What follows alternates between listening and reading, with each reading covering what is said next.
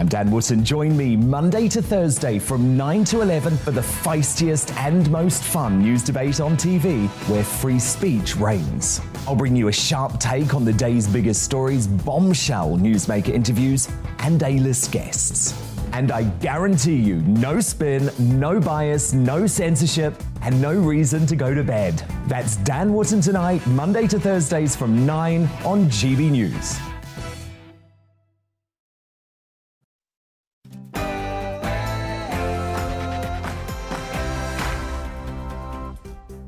Hello there, it's 6 o'clock. I'm Michelle Dewberry, and this is Dewbs & Co, the show where we'll get into some of the things that have got you talking today. Now, Rishi Sunak, he's done an interview today saying that Sage were all too powerful.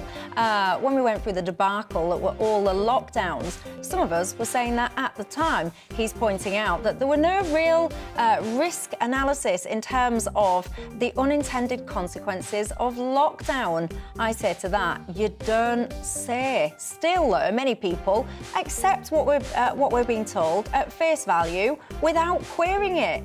What's going on? Where do you stand on it all? And do you remember Rotherham, the place that had over 1,000 children sexually abused, gang raped, threatened, in some cases tortured, in some cases actually the kids were blamed for themselves, basically. It was their fault that this was going on. Well, Rotherham are going to be the children's capital of culture. I mean, I've got to be honest, I found that absolutely laughable and a little bit insulting, really, especially if I was a young person there. Anyway, the flip side of that, some people saying it's progressive, it's the future, it's positive. Where do you stand on it? And we all know the absolute mess that's going on in the channel at the moment, don't we? Priti Patel has got her latest idea this time to do with the Albanians. Will it work? You tell me, and I'll see you in a couple of minutes after we've got tonight's latest news headlines.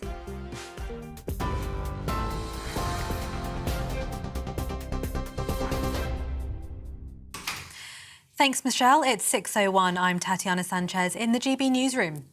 Police say they will not rest until they find the gunman that killed 9-year-old Olivia Pratt-Corbell in Liverpool on Monday. In a press conference, Merseyside detectives also confirmed they've identified a second man involved in the fatal shooting. They say he was with the 35-year-old who was shot. The gunman remains at large despite pleas from officers for his surrender. Detective Chief Superintendent Mark Kameen says the force is working around the clock to find Olivia's killer. I asked for the man responsible for this brutal, callous, thoughtless attack to surrender himself to the police. Unfortunately, that individual has failed to do that. But my message to him remains the same. We will not rest until we find you, and we will find you. In that press conference, Merseyside Police also confirmed the arrest of a man and a woman following another fatal shooting in Liverpool. Council worker Ashley Dale was found with gunshot wounds in her back garden in the Old Swan neighbourhood on Sunday. The GCSE pass rate this year has fallen since last summer, but does remain above pre-pandemic levels.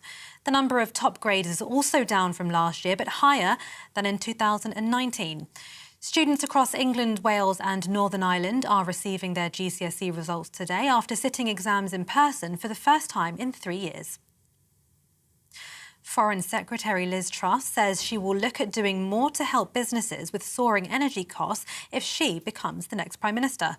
The Tory leadership hopeful has been visiting a food factory in Norfolk ahead of the penultimate hustings this evening. Well, what I will also do, if elected as Prime Minister, is look at business energy costs, because it is one of the issues holding back business. Keeping corporation tax low is also important. Reversing the national insurance rise is also important, so we get the business investment and the growth that we need. Train drivers at another 3 firms vote for strike action in a dispute over pay. Members of ASLEF at Chiltern, Northern and Trans-Pennine Express have voted to walk out. It comes after a wider series of strikes earlier this month, which sparked commuter disruption and left many services not running. More than 100,000 Royal Mail workers will walk out tomorrow in a dispute over pay. The Communication Workers Union says its members want what they describe as a proper pay rise after they rejected a 2% offer. Customers are being advised to post items as early as possible ahead of the walkout. More strikes are planned for later in the month. British Gas has announced it will donate 10% of its energy supply profits to help customers cope with soaring bills. Its parent company, Centrica, says some customers could expect grants of up to £750. It comes ahead of the next energy price cap set to be announced tomorrow. Some are forecasting a typical annual energy bill of up to £3,500. Will Hodson, consumer champion at How to Save It, told GB News he expects the price cap to go up even more. Britain will offer technical expertise to Ukraine as part of a new support package to help the country rebuild its infrastructure. Transport Secretary Grant Shapps says British experts will share technical knowledge in building airports, runways and the reconstruction of ports. Engineers from a number of UK companies, such as Rolls-Royce and Heathrow Airports, will also help. The number of asylum claims being made in the UK are at the highest level in 20 years, leading to a record backlog of applications. New Home Office figures show at the end of June, over 85,000 people had been waiting for more than 6 months for an initial decision, up 59% from last year. The UK's last fertiliser plant is to halt production. The decision's led to concerns about the availability of carbon dioxide for the food and drink industry. CO2 is a byproduct of fertiliser production and is used for slaughtering animals and in the production of beer. One of the UK's biggest producers of CO2 has decided to temporarily freeze its production of ammonia due to soaring energy costs. Brewers and meat producers have warned it will have a knock-on effect with their operations. TV, online and DAB+ radio, this is GB News. Now it's back to Dewbs & Co.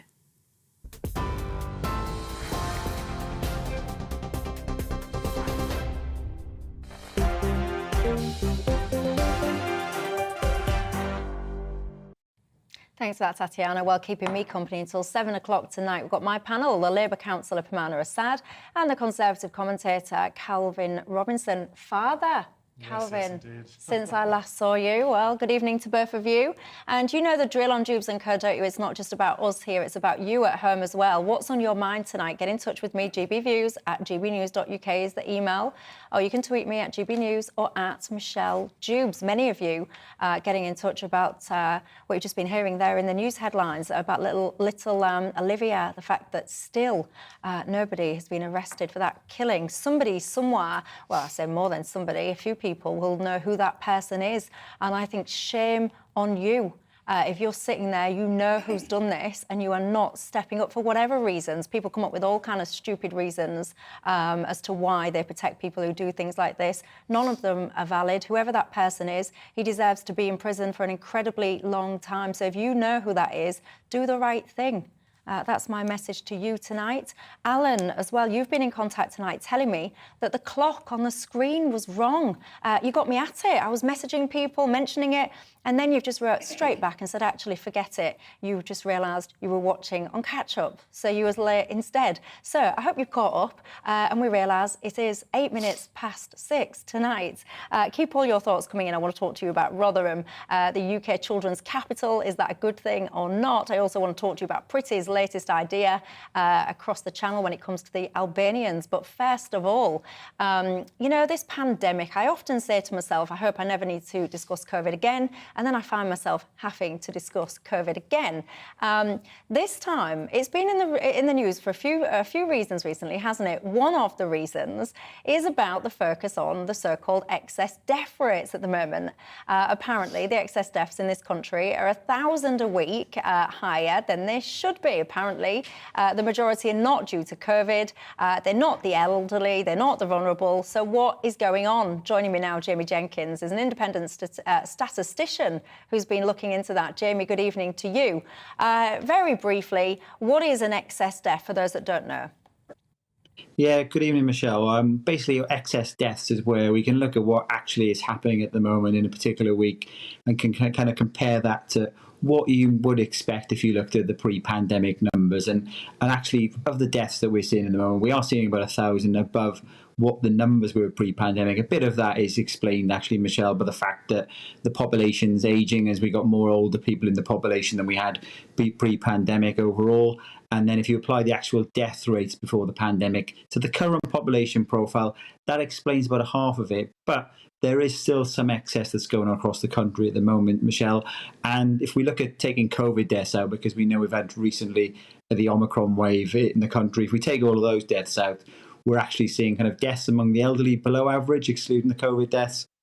But deaths among people aged 30 to 59, they are higher than what you would expect at the moment across the country from around the last 3 months. What do we know about why? Well, we can look at some of the causes across the population. The Office for Health Disparities gives us some information on that. And if we look at that, what we're seeing is, using some of the modelling that they've done, we're seeing higher than expected deaths linked to kind of heart issues, so heart disease, heart attacks. Diabetes is slightly higher than what you would expect as well. So those are some of the factors that, in terms of the causes. And then in terms of why this might be occurring as well, is if we look at the health system at the moment, the NHS is in a bit of a crisis. We've got a bit of an issue at both ends of the NHS in a way, Michelle. We've got more people going into A&E than what you would expect in the past because they can't get GP appointments. We've got fewer people leaving hospitals because they can't get discharged because of lack of care in the community. It's about 13,000 patients across the hospital. And then you've got that bit in the middle, Michelle, which is people who are in A&E, and if they need to be admitted to the wider hospital, they may not have got the bed, so they can't be moved out of the A&E to the wider hospital. Another ambulance turns up with some patients. They can't put them into the A&E system because the beds are blocked up. So you've got patients then on ambulances outside hospital, and we're hearing stories of that. And what that means then is, they say somebody has a heart attack, a stroke in the community, they phone for an ambulance, there's fewer of them, so the response times might be slower. And we do know if you don't get that ambulance quickly, you may obviously sadly die. Interesting stuff, Jamie Jenkins. Thanks for that insight there. Now, Rishi Sunak, he has been giving an interview talking about the government's approach, shall we say, when it comes to things like lockdown. He is now admitting that there was no, and I'm quoting directly, no cost-benefit calculations basically made when it came down to the impacts of these lockdowns. We remember all of Sage, don't we? He was saying as well that there was no socio-economic equivalent to Sage, no forum where other questions would be asked. He's basically saying they didn't talk about things like missed doctor's appointments, the NHS backlogs, etc., etc. All the things that we now know are almost a direct consequence, I would say, to lockdown. And by the way, Pimana, I have to say, it wasn't just the government not challenging the government. I feel like everyone lost their mind, including, by the way, the opposition. Keir Starmer, I do. I feel like all of this stuff was presented and it was, you know, one must not question. We follow the science. And I feel like nobody was taking responsibility for challenging, asking probing questions. It was just more lockdown harder, lockdown faster, we shouldn't be released now. That came from the media, it came from the opposition, and it came from a lot in government, and it was shameful. I don't know if I agree with that. I think that there were opportunities to question. I think the media got the most opportunity to question the government, especially on those daily briefings where they stood there and asked the questions and were able to hold, you know, the scientists as well as the government to account on the decisions they were making. I think, you know, you have to understand we were in a time of crisis. There's not been this kind of situation, a pandemic like this before in our generation, you know? So this was very difficult for the government to make a decision on. And I think it was right to follow the science and to take advice of scientists. That's what they're there for. They are medical experts.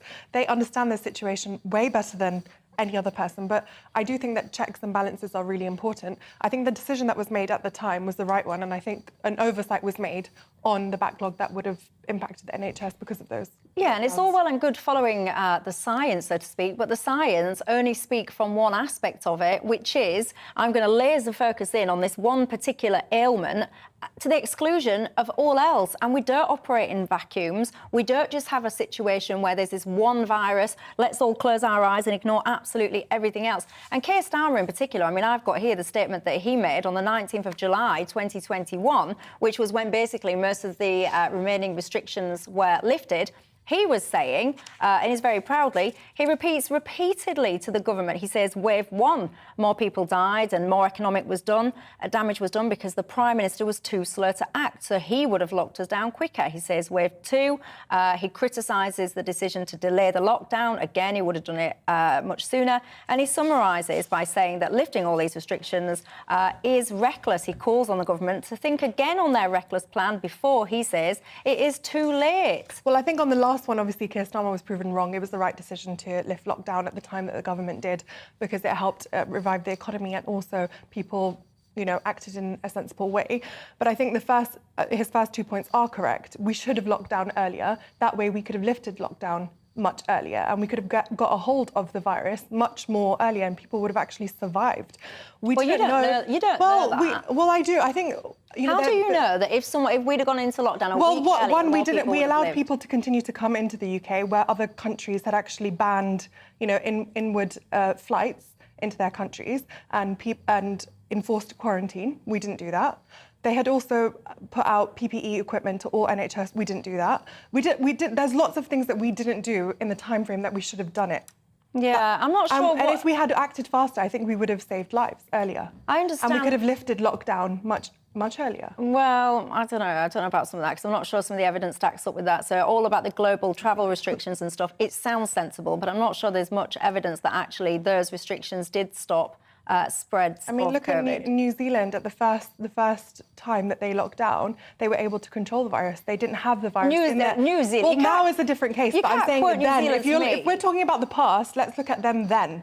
They locked down. They didn't let anybody else come into their country apart from New Zealand nationals. New Zealand. And they were able to control the virus. New Zealand have lost their minds over a lot of this COVID stuff, and a lot of that still goes on to this day. Anyway, Calvin Robinson, where do you stand? New Zealand didn't control the virus. Men cannot control a natural virus in that way. And I think what they did in New Zealand and many countries around the world is they ditched their civil liberties and they took away freedoms. And I don't think I want safety at the cost of freedom. And you mentioned rightly that we couldn't question the science. And I think that's a misunderstanding, because science is a process of questioning, isn't it? And we weren't allowed to question the science. And Councillor, you said that, well, the media could ask questions. They could. But the media said, why are we not locked down? Not why are we going to lock down? The questions were always incorrect and unhelpful to the people who wanted them answered.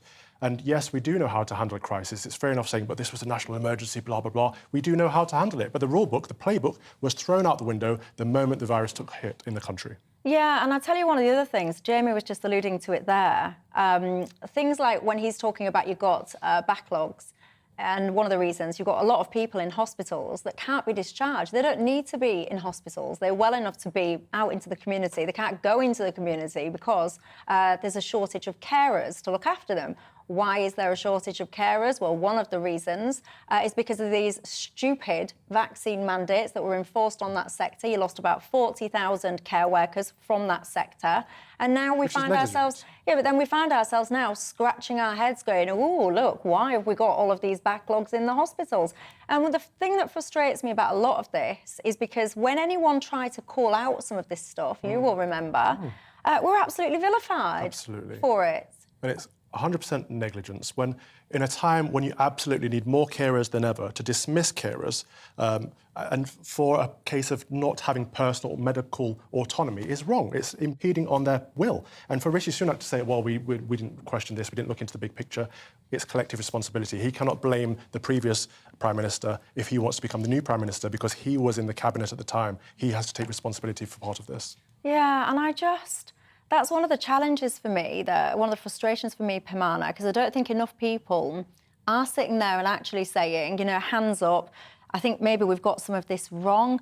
And I think there's almost legacy traits that have come from that period. When it comes to schools, for example, we're having conversations now about, you know, should we move schools down to 4-day weeks, 3-day weeks because of things like energy costs, teacher salary rises? And it makes me scream at my telly or whatever it is I'm listening to at the time, because I think, have you lot learnt nothing using children as collateral damage for whatever agenda it is that you're trying to push, whether it's pay rises there or whatever it is? And it frustrates me because I actually don't think we've learnt lessons I don't think that I think it's really important that obviously hindsight's a really good thing, looking back and thinking we should have done this and we should have done that. But we have to understand this was a global pandemic. Lots of countries did not know how to deal with this. And it's interesting that I'm trying to stick up for the government and it's a Conservative government that actually implemented some of these rules. I think that there were things that the government did wrong, 100%, especially when it comes to the PPE issue, because Northwick Park Hospital didn't get the PPE and we had nurses wearing bin bags, and that put people's lives at risk. I disagree with a mandatory vaccine. I don't think that was the right thing to enforce on caregivers. But the reason why the government made these decisions is because they thought that was the best thing to do at that time. Now that we're past it, I think there should be a manual that is put together. If there is another pandemic that comes, what does the government do? There is a manual. There was a manual. It was ignored. And who threw it out? They threw it out on day one. They ignored the medical evidence, the scientific evidence, and went with sage. That's the mistake they made. And I think now, it's all right, Rishi coming out now and saying, oh, yeah, we didn't really scrutinise this. It wasn't challenged. There should have been these panels. What's your motivation for coming out and saying this now? Indeed. Because he wants to be Prime Minister. Where were you the last 2 years? Exactly. Yeah, because I don't actually respect... I mean, the problem with me, and I've got to watch myself sometimes because I'm just getting so frustrated with so much what's going on in this world at this moment in time. It really annoys me, and I need to pack it in and be a bit more professional with it. But that's the only word I can kind of use sometimes. I'm annoyed because, I think to myself, you're just using some of these things in a way to propel yourself forward. Yeah. Because if you genuinely knew that actually you're closing schools down, you're making people lose their jobs, you're decimating business and economy generally, actually, not just certain sectors.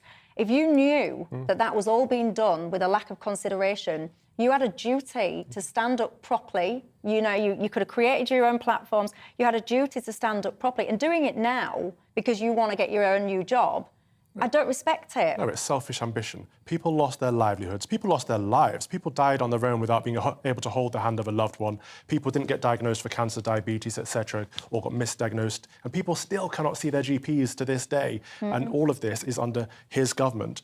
He was part of the cabinet. He cannot, at this point, come out and say, yeah, that wasn't right, and not take responsibility for it. But the problem is, as I've just been saying, I think everyone was as bad as each other, whether it was the media, whether it was the government and whether it was the opposition. The opposition isn't in government.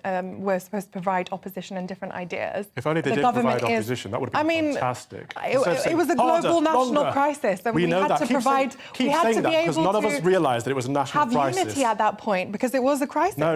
But I think what I would like to hear from Rishi Sunak, in a time when the executive takes power away from Parliament. I think right now what I would like to hear, because then no one can hear anyone. What I would like to hear from Rishi Sunak and Liz Truss, whoever becomes Prime Minister, is what they're going to do about those who are delayed in seeking and receiving healthcare, those who can't get a GP appointment, those who can't be diagnosed with the illnesses they have, they can't go to A&E. All these issues are there. Where are the solutions? I don't hear any solutions.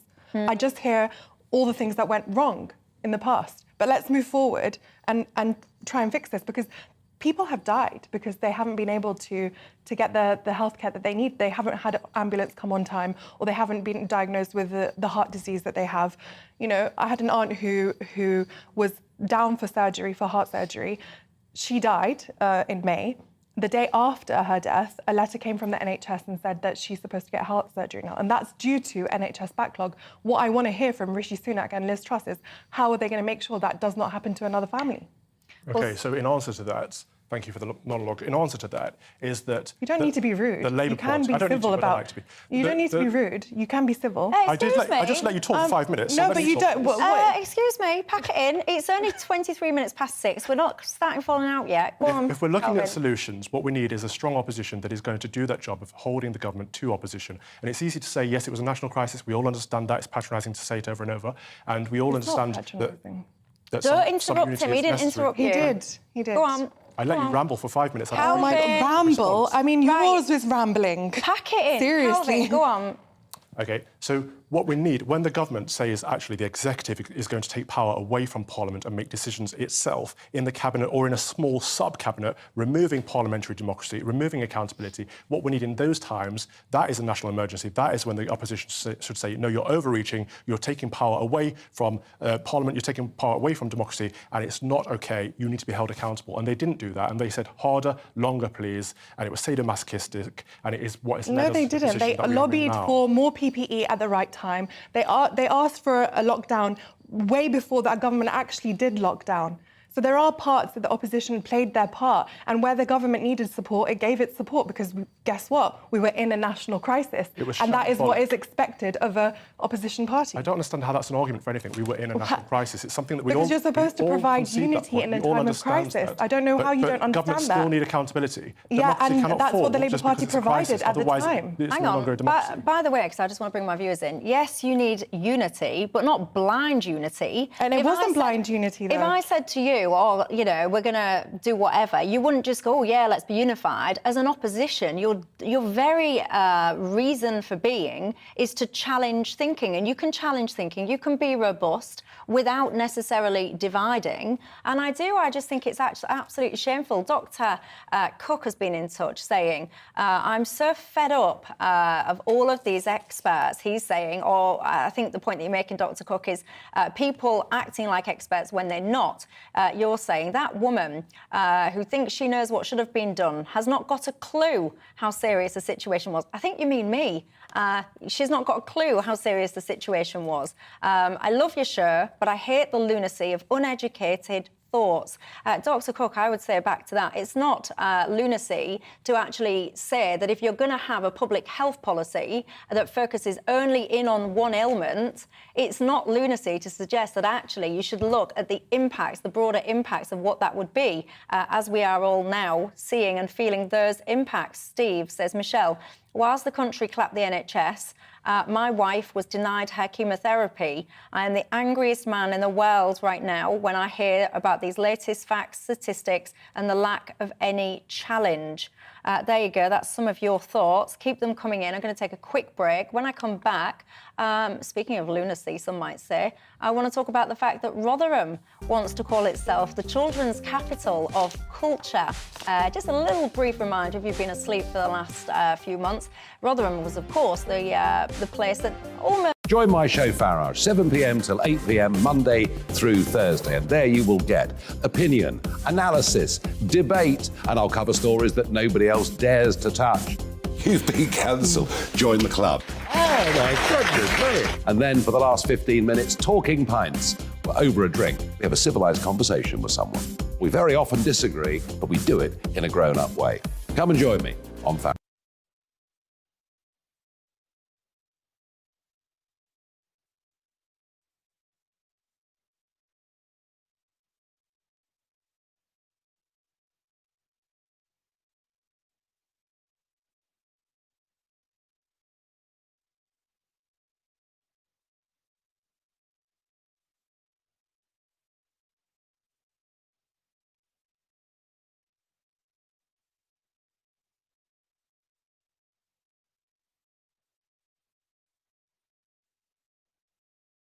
First-time collectors may be thinking, why buy gold? Gold is timeless, beautiful and exquisite. Start your collection with the distinctive Britannia Gold Coin. Order a copy of your free guide today to find out all the reasons to buy gold. Call Direct Bullion now on 0800 055 7050.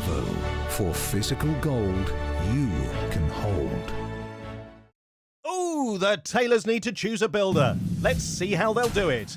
With so many to choose from, will they? Just ask around. Neighbours or mates down the pub. Pick a builder who leafleted the road. They looked okay. Just search a builder on a trade checking site. You'd trust those reviews, right? Or choose a builder you can trust from the Federation of Master Builders. They're vetted and their work is independently inspected. You can find a master builder at the FMB.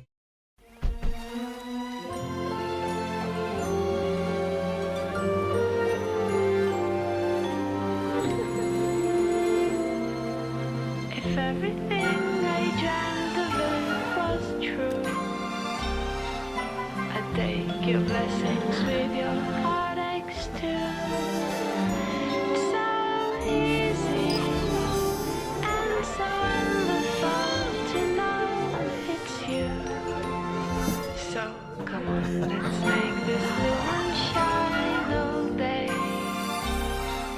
Let's make this world of everything you say.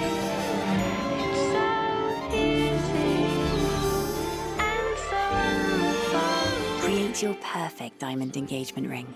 Choose your design, choose your diamond, and experience Love Lumber's bespoke same-day diamond engagement rings at Lumbers Jewellers.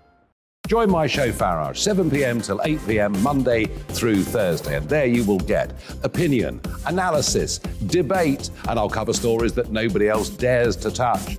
You've been cancelled. Mana Assad and the Conservative commentator Calvin Robinson. Good evening to all of you. Lots of response, I have to say, on that last comment there, the last topic we've just been doing about COVID lockdowns, the fact that basically the policy just went ahead really unscrutinised when it came to the wider socio-economic impacts. You know, everything really is a mess, quite frankly, and some would say that a lot of it stemmed from lockdowns. Many of you writing in saying, Michelle, some of you saying I'm talking absolute nonsense, others saying hindsight is a wonderful thing, Michelle, and lots of you saying that if you didn't lock down, the NHS would be even worse. What I would say to that is you're quite entitled to think I'm talking nonsense. As for hindsight, it's not hindsight on my part. I was criticising this stuff for quite some time. And as for the NHS being in a worse state if we didn't lock down, goodness gracious me, could it really be much worse than it is now? Have you seen the absolute state of it? There's some projections saying that waiting lists, for example, will go as high as £9 million. Well, if that's good and if that's the outcome of protecting it, then I dread to think what the alternate would have been. You guys say it would have been worse. I suspect it might not have been. Anyway, let's move on, shall we? The government is giving nearly £2 million to Rotherham. Why? To help it with its quest to become the children's capital of culture. Now, I have to say, when I think of Rotherham and I think of children, I don't necessarily make this wonderful leap with the word culture in the middle. I would say that there's quite a lot of other words, quite frankly, I would put when I think of children and Rotherham. Calvin Robinson, this kind of decision to create Rotherham to be the children's capital of the UK has divided opinion. Some are people saying it's a PR stunt, others it's insulting, and other people saying it's a wonderful thing because it's turning the page and allowing the city to move forward. Where do you stand on it? I think it's absolutely shameful. I think it's an insult to those poor victims, those poor girls, the thousands of them that have been abused over the last decade, to suddenly claim that this town is a capital of culture. It is a capital of culture, yes, but not a culture we should celebrate. It's a culture of Pakistani Muslim rape gangs, to put it quite bluntly, as are many of these Labour council areas, Rotherham, Rochdale, Telford, Oldham. It's a massive disgrace and we need to do something about it. I understand that the Council of Rotherham bid for this award and were granted it by the Levelling Up Minister. So the Levelling Up Minister and the Council both need to have words with themselves. You know, the police, the politicians, the social services and the Council all were negligent to the point of being complicit in the cover-up of these horrible, horrible gang rape cultures, and something needs to be done about it. Pimana, you are a Labour councillor. Yeah, I would take great offence to say that all Labour council areas are full of rape culture. He didn't say all. I mean, he did. He said every. He did. He said every council that's run by Labour is an area that has that kind of shameful culture. Yeah, you did. You just said that. These areas that's what you just said, and I take great offence to that. Not all Labour councils have gang rape great. I'm glad that you clarified that. Over each other. I've got a gavel. Do not ever misquote me. Right. Okay, I'm glad you've clarified that. But what I would say is that in 2017, the children of Rotherham were asked, what they wanted if they would be in charge of Rotherham, and they said that they would like for a change in culture, and they would like to take ownership of their town. And they said they wanted their town to be seen as a capital of culture for children. And their 30 young ambassadors have been chosen. They put a manifesto together to take that forward. Now, the Levelling Up secretary at the time, Michael Gove, has given Rotherham some funding to be able to do this. I think in line with the Levelling Up agenda, this is the right thing to do, to be able to allow Rotherham to change the perception that it's been given because of this horrible, horrible scandal. And, you know, I have to say, my heart goes out to these young girls. But what I would say is that Rotherham is allowed to move forward.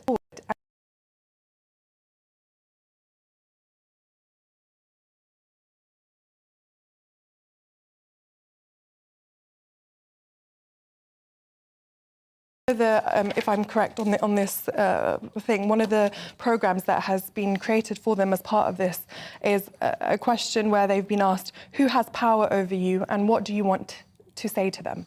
And that's very personal and that's very empowering to be able to bring young people together to answer that question.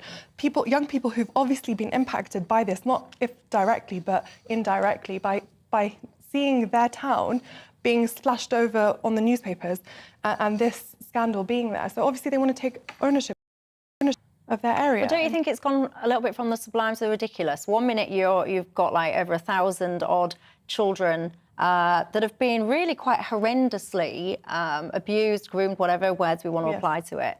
And then literally the next chapter is we're the children's capital of culture. It's like the two extremes. There was a police investigation that was done around all of the sexual abuse, and the people who are responsible for not taking that seriously have been able to, been taken to court and the rest of it. But I think none of them were fired, though. None of those police officers were fired. Well, they should have been. I think they should have been, and that was the wrong thing. But I think that there's nothing wrong with allowing this town and this city to move forward. So you think turn the page is a positive thing? I don't think there's anything wrong with the children of Rotherham themselves saying they want to be a city of culture. I don't think there's anything wrong with them taking ownership of their own future. And I don't understand why anybody would want to stop that from happening. So you're the second Labour councillor I've heard say this is about perception, we need to change the perception. I worry about that terminology because it's also the Labour MP that said these young girls should shut up for the sake of diversity. And that's what I'm hearing. We need to move forward, move past this. Actually, well, that's wrong. Actually, we need to fix this situation because it's still ongoing now. And actually, a lot of the people that were found in the report, like I say, the police, social workers, councillors, all these people are still in positions. A lot of them haven't been prosecuted or persecuted. A lot of them haven't been fired. They shouldn't be in position. They should, and they haven't. Fired. So we can't move forward because these young girls are still living in fear and young girls are still being abused in these areas. But who's responsible for doing that? The police? The courts? All of the government? All of them are responsible. The council? Yes. Especially the council. So they should, exactly. So they should be taking ownership of that and doing that. But I don't understand why we're punishing the children of Rotherham who have said they would like to be a city of culture and they're getting funding from the government to be able to do that. I don't think there's anything wrong with that. I think we can do both. I think we can hold those to account who have failed children there, and also allow the children of Rotherham to take ownership of their town and city, because they're the future. They're going to be the future leaders of their town. They're going to be the future councillors, the future police people. Thomas says, I am a Rotherham resident and I'm appalled at this. He asks, has anyone actually consulted the abused girls to get their views on it? He says this money would be much better spent on children's services. So I think there's an element of agreement there with you. Darren asks, is this somebody's idea of sarcasm? Janice says, what a jerk. This is basically some form of cover-up. Tom says, to declare Rotherham the capital of culture for children is both strange and in very, very bad taste. And that's the kind of thing that I've got with it, Pamana, because, for the kids there, you do want the kids there to have a happy, safe life, absolutely free of being abused by anyone. But to me, just this kind of title, it just seems odd, to put it mildly. It seems like you're trying to somehow distance yourself so far away from what you've done, but you can't. It's not possible. It's not possible that actually you've had, I think it was about 1,400 girls, in some cases gang raped, tortured, covered in petrol. This is so bad. Yeah, I know. It's tragic to hear that, and it makes me feel angry that those who are responsible haven't been held to account, haven't been fired from their jobs, and they're still continuing to work. I think that what the government needs to do now is they've said they're going to review this award, and fine, let's review that and get people in Rotherham on board. And I think one of your viewers is right. Consult the people who have, that happened to them, and consult them in this programme and see what they actually want from it. But I would say that something needs to happen and people need to be held account for. Yeah. I think this money should be given to CSE charities in the area that can actually do some work to help the young girls that need it. I don't understand why that hasn't happened yet, though. Yeah, I just think the whole thing... one of the problems with all of this, sometimes you call it grooming gangs, it's just the rape gangs out there, let's just call it what it is. And I don't feel like this is a past problem. No, it's not. I feel it's still something that goes on in society. You know, the vast swathes of people that were doing this, some of them perhaps wouldn't have been caught. They've not just suddenly had a personality transplant. They don't suddenly look at these young, predominantly white girls in children's homes and all the rest of it and go, oh, yeah, my personality is completely transformed and now I respect you. I mean, come on now. I think that there's a lot of legacy problems still there. I think that some of this abuse still continues. Maggie Oliver has been on this show before. Yes. She says she's still getting referrals present day from girls. Yes. So I just don't know if it's been taken as seriously in the present day as it ought to be. In fact, I recommend people look up that episode with Maggie Oliver and Lawrence Fox that you had. That was fantastic. But yeah, this is a cultural issue. Many of the people that have been to court over this horrible Pakistani Muslim gang rape culture have been let off because they've said, oh, it's a part of our culture. And therefore, we need to turn around and say, if that's part of your culture, it's not part of British culture. What's part of their culture? The abuse of young girls, the abuse of non-Muslim girls, the abuse of white British girls in particular. No one's ever said that, though. Yes, I don't they think. have. What, Yeah. somebody's come out and There are said plenty of abusing a cases young girl is where they've part got of away their with it because they said it's part of their I don't culture. think anybody would say that, but if anybody's using culture as the reason, I think there's a specific thing here where British Pakistani men in Rotherham saw young white girls as fair play, you know, going towards them But why? because they I don't know, I think there's something there. This is really hard to talk about because obviously nobody wants to be considered a racist to say. And that's the And problem this, right there. you've hit the nail on the head. It shouldn't but I be think- hard to talk about yeah. the fact that disgusting, let's face it, almost Men, half the time old men, British Pakistani men, Yeah. leching, leering over girls, often vulnerable girls in children's homes, and they're doing so. Often the skin colour of these girls does play a part because they wouldn't be doing it to young British Pakistani girls. Yeah, so it shouldn't be difficult No, to it's- call that out. I think that we have to be careful with the type of language that we use because there will be people out there who will feel like we're targeting them because they are British Pakistani. Definitely not. But what I'm saying is that here, British Pakistani men specifically went after young white girls because in their mind, there's this thing, right? In Asian culture, I've seen it with Asian men. They think that white people are open to having sex, are okay with all of this stuff, not brown women. But that doesn't mean to say that they don't think that abusing Western... I think it's to do with being from the West and living in this type of country that they think it's an okay thing to do. I don't know if I'm making sense. You're making Am I making fine sense? Yeah. So that's part of the problem. But also, you know, the report showed that a lot of these girls, when they were questioned by police to find out what's going on, they were asked if they were consenting. Now, a young girl cannot consent to sex. It's always rape if they're underage. And the question was raised, paedophilia. are they child prostitutes? Again, a child cannot be a prostitute. So something is wrong. It's institutional. And by the way, if any British Pakistani men are more offended by the fact that someone's calling it out that this particular crime was done predominantly by British Pakistani men, if they're more offended by that than the fact that actually young kids, often at age around 12, were getting gang raped, tortured and doused in petrol, if you are a British Pakistani man and you're more offended by the fact that common denominator is called out than what you are, the actions conducted on those girls, take it from me, you need to have a serious word with yourself, so you do. Right, going to take a quick break. When we come back, we all know what's going on in the channel. Priti Patel's got a harebrained scheme, the latest one, this time focused on the Albanians. Have you heard about it? Do you think it'll work? I'll have that after the break. Coming up on Dan Wootton tonight, it was the tragedy that stopped the world and almost took down the monarchy. Now, as the 25th anniversary of Princess Diana's death approaches, and with speculation exploding on social media and in a set of landmark documentaries, Lord Stevens, the man who headed the investigation and even grilled Prince Charles, opens up about what really happened that fateful night in Paris. That bombshell exclusive on Dan Wootton tonight, Monday to Thursday, 9 p.m. to 11 p.m. on GB News.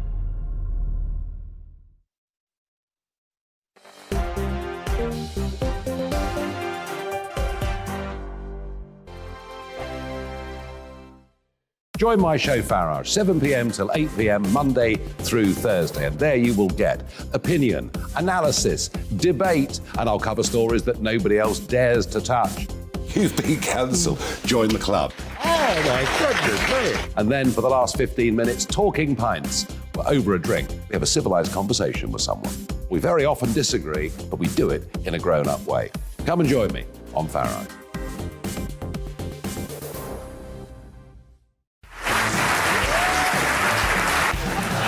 My name is Andrew Doyle.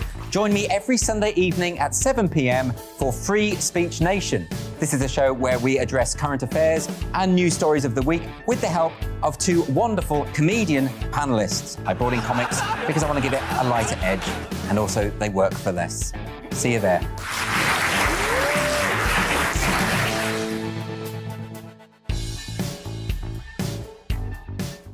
Hi there, it's Stephen and Anne. At breakfast from 6 a.m, you'll always be caught up with everything you need to know, the latest headlines, opinions and debates. We'll bring you the good news and the bad, but most of all, we're here for you. Remember, send in your views and let us know what you would like us to talk about. That's because we're your news channel. And every morning at 6 a.m, it's breakfast on GB News. I'm Dan Wootton. Join me Monday to Thursday from 9 to 11 for the feistiest and most fun news debate on TV, where free speech reigns. I'll bring you a sharp take on the day's biggest stories, bombshell newsmaker interviews, and A-list guests. And I guarantee you, no spin, no bias, no censorship, and no reason to go to bed. That's Dan Wootton Tonight, Monday to Thursdays from 9 on GB News.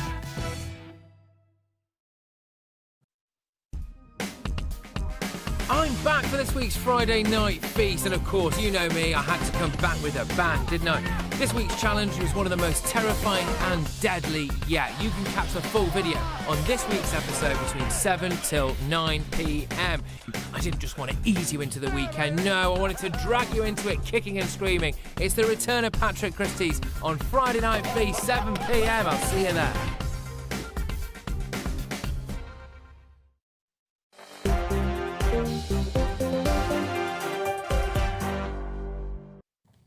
Hello there, welcome back to Dewbs & Co with me, Michelle Dewberry, keeping me company, the Labour councillor, Pamana Assad, and the Conservative commentator, Calvin Robinson. Good evening to both of you. If you've just joined us, you've missed the conversation about lockdown and the lack of scrutiny there.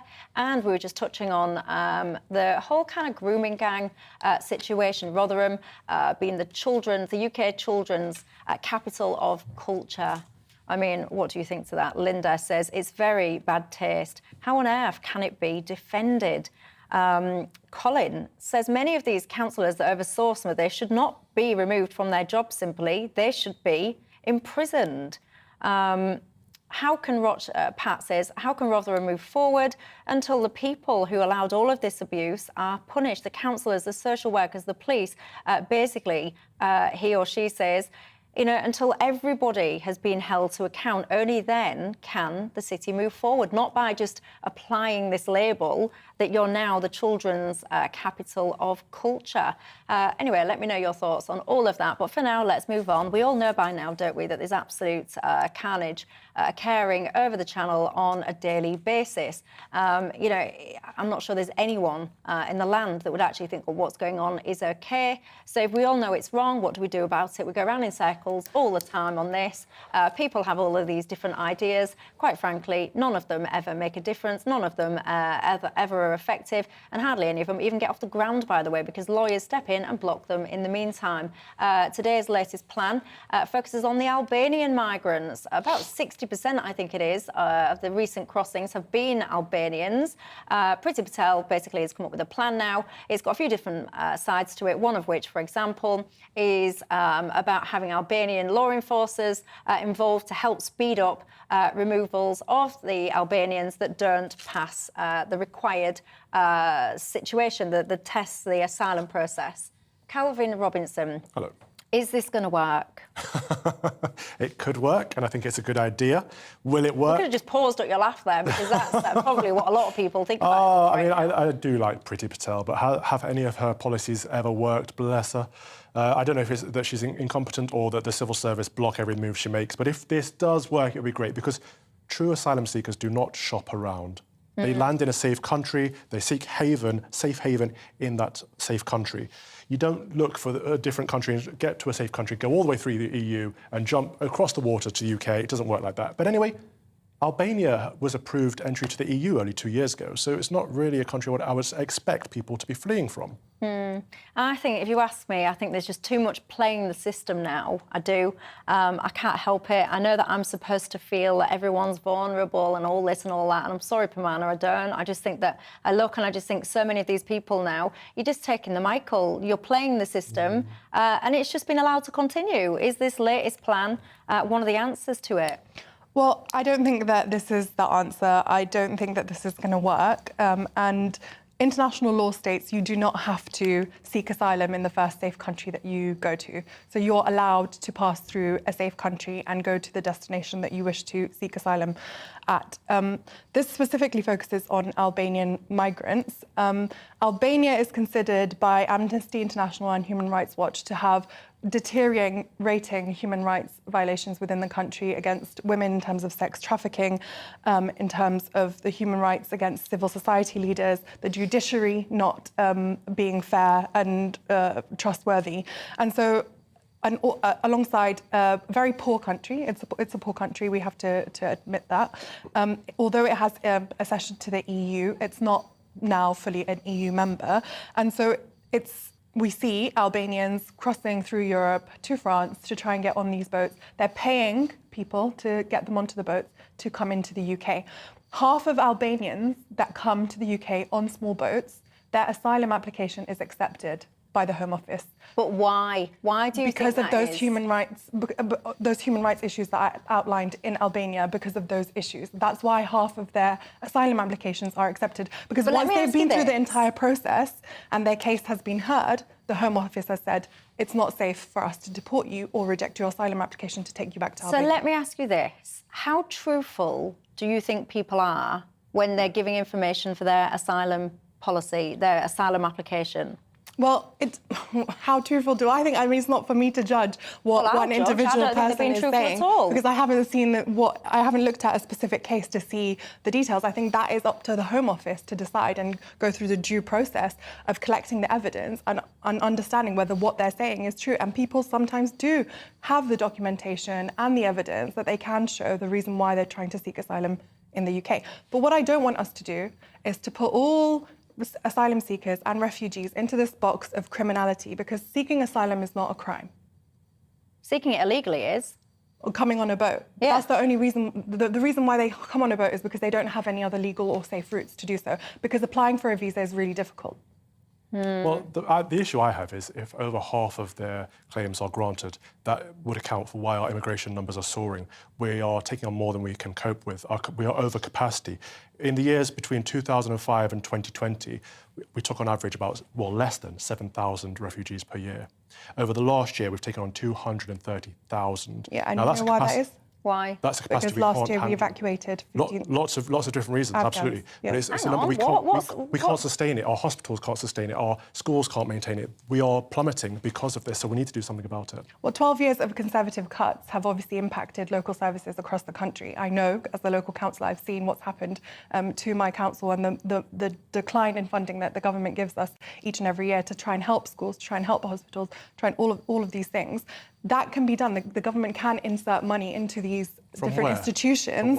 From They're the government. We're one of the richest countries in Europe. Where do you want the extra money we to need, come we need to we need to have growth in order to be able to crisis. get People money. can't afford, people are choosing between if you let me eating and finish my eating, point, please, and you want to take that more would be- money from that would be- taxpayers to that spend would so be we can have really more good. If immigration. you let me finish my Go on then, point. It's a question. You've talked for a long time, so I need to get the questions. What I'm saying is that if we had investment into these institutions, we'd be able to manage not only asylum seekers, which, by the way, we're not Jordan and Lebanon take more refugees than any other country in the world. Absolutely relevant. Why is it relevant? Because I'm talking about this country. This is the country I care about. This country, but we don't take that many refugees We take compared a to lot. other European countries. First of all, That's and relative, second doesn't of matter. all, we can invest in our own institutions and help those seeking refuge in this country. We can do both. How about we and help there's no countries- need for how us to about we pit help people people- against one another and say Okay, you just we'd let me know rather when you're help finished. this, Wake me up we'd and I'll rather come help back. these people and not these people. And anybody who says that people are jumping the queue, they're not. I'm a local councillor. I can see it right up in front how it happens. So I think if we want to help these people That's actually truly, really we have to help them help themselves. We cannot continue to take the soaring numbers of immigration. All of our public services are plummeting. And it's easy to say, well, we can spend more money. We don't have more money. People are poorer why now did than the they've been in a long government time. cut We're in a money cost from of these living crisis. And how come when you're talking, you tell me, don't interrupt. The moment I start a sentence, it's interruption. Okay, continue. Continue then. Go for it. Right, well, That's my anyway, point. It's not a dialogue. so while You you don't know how to two, converse. you two are like an old married couple. God forbid. Very briefly, because I've almost out of time for my show, what's Labour's answer to this channel situation then? Borrow, spend. Well, at the moment, Labour doesn't have a line on it, but I think what But we hang should on, be... Labour doesn't have a line on it. You don't have a position. What we do think is that the Rwanda deal doesn't work. The deporting migrants to I don't Rwanda, know what one. you think does and work. two, what do you think is the answer? what do I think is the answer? What What's the the Labour's Labour answer? Party think? Well, we should allow migrants to work. Those who are seeking asylum in the country at the moment, waiting for their application to be processed, should be allowed the right to work. So hang on, so the Labour And position second- is you can all come and we'll give you all jobs. No, it's not about all come. It's those who are here seeking asylum. You'd encourage should even be more allowed. to come. No, right, what- I need to wrap up. I'm in trouble on my ear. The way I've just interpreted what you've just said is That's that wrong. actually... Those who are here are seeking asylum in the process should be given the right to work so that they can be able to fund themselves and not have to rely on benefits. One. Two, we should Hurry up, process 'cause I need to wrap up. process all the applications that are on the backlog so that people can find out whether they're accepted or rejected. Right, got to say, none of that convinced me. Did it you? Nigel Farage up next. What have you got for us, Nigel?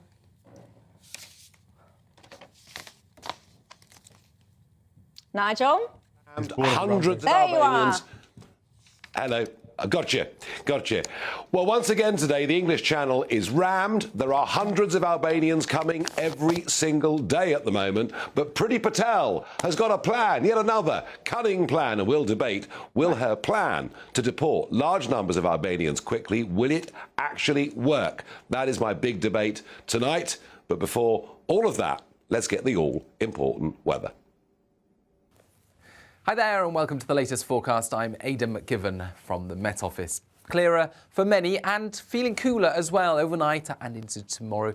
Rain or showers expected in some western parts, but otherwise largely dry. The heavy and thundery rain we saw earlier on Thursday moving away, and with clearing skies for many, it's a fresher night to come. More comfortable for sleeping, I think. But for Scotland, for Northern Ireland, we keep a lot of cloud. There'll be some outbreaks of rain or showers into western Scotland overnight, as well as Northern Ireland, and then that turns up into West Wales as well as Cornwall by dawn. Otherwise, under the clear spells elsewhere, 10 to 13 Celsius, or even into the single figures in some sheltered spots. So a fresh start to Friday. Plenty of sunshine, mind you, across much of central and eastern England, northern Scotland, and it remains the case as we head into the afternoon. Elsewhere, a lot of cloud, extending from eastern into southern Scotland, western England, Wales, and parts of Northern Ireland. And within this cloudy zone, there'll be some showery rain and some heavy downpours for southern Scotland and the far north of England. Temperatures at around average for the time of year, high teens, low 20s in the north, low 20s to the mid-20s further south. Now, the showers across many western areas will slowly drift their way northeastwards through the evening. They'll eventually fade away, but that's where the cloud will remain. Otherwise, plenty of clear spells for the start of the weekend. And a cool start for Scotland and Northern Ireland. Single figures fairly widely, mid-single figures in some sheltered spots. And we're looking at low teens further south. But Saturday starts off with sunny spells for many. There will still be a few showers remaining through the spine of the country, I think. Central parts of England into East Wales. Some of these showers will develop as we head into Saturday afternoon.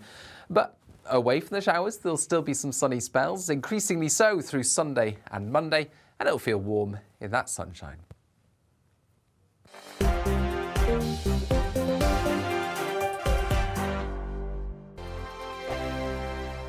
Join my show Farage, 7 p.m. till 8 p.m. Monday through Thursday, and there you will get opinion, analysis, debate, and I'll cover stories that nobody else dares to touch.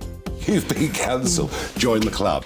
Oh my goodness me! And then for the last 15 minutes, talking pints. We're over a drink. We have a civilised conversation with someone. We very often disagree, but we do it in a grown-up way. Come and join me on Farage.